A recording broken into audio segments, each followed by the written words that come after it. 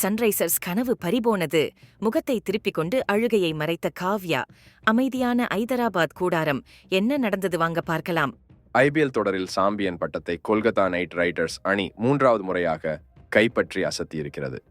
இதன் மூலம் இம்முறை தொடரை வெல்லும் என எதிர்பார்க்கப்பட்ட சன்ரைசர்ஸ் அணிக்கு கடும் சோகம் ஏற்பட்டிருக்கிறது. இந்த சீசன் முழுவதும் சன்ரைசர்ஸ் அணி பேட்டிங்கில் பட்டையை கிளப்பியது.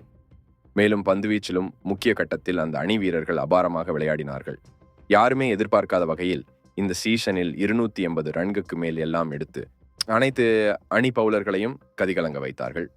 கடந்த சீசன் எல்லாம் சன்ரைசர்ஸ் அணி மிகவும் மோசமாக விளையாடி வந்தது.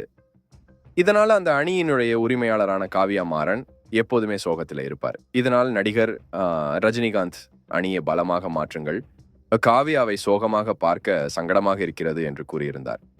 இந்த நிலையில் சன்ரைசர்ஸ் அணியில் அதிரடி மாற்றங்கள் நிகழ்ந்தது. பாட் கம்மின்ஸ் அணியின் கேப்டனாக வந்ததிலிருந்து சன்ரைசர்ஸ் அணி புத்துணர்ச்சி பெற்றது. இந்த சீசன் முழுவதுமே சன்ரைசர்ஸ் நல்லா விளையாடியதால் காவ்யா மாறன் எப்பவுமே ஹாப்பி மோடியில் இருந்தார்.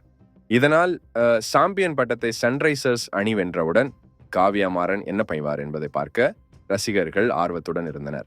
ஆனால் யாருமே எதிர்பாராத வகையில் கொல்கத்தா அணி இறுதிப் போட்டியில் அபாரமாக விளையாடி எளிதாக சன்ரைசர்ஸ் அணியை வீழ்த்தியது. இதனால் சோகமடைந்த சன்ரைசர்ஸ் அணியின் உரிமையாளர் காவ்யா மாறன் எழுந்து நின்று கைத்தட்டினார்.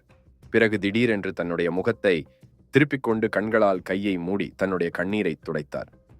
அப்பொழுது அவர் அருகே இருந்த தாய் காவ்யா மாறனை சமாதானப்படுத்த அவர் மீண்டும் திரும்பிக் கொண்டு கைத்தட்டி கொல்கத்தா அணி வீரர்களுக்கு பாராட்டு தெரிவித்தார். காவ்யா மாறன் கண்கலங்கிய சம்பவம் ரசிகர்களை கவலையடைய செய்திருக்கிறது. மேலும் இந்த சீசன் முழுவதும் எதிரணியை பார்த்து வாயை மூடுங்கள் என செய்கை செய்து கொண்டிருந்த சன்ரைசர்ஸ் அணி ரசிகர்களுக்கும் தற்போது இறுதிப் போட்டியில் தக்க பதிலடி கொடுத்திருக்கிறது. நன்றி, வணக்கம்.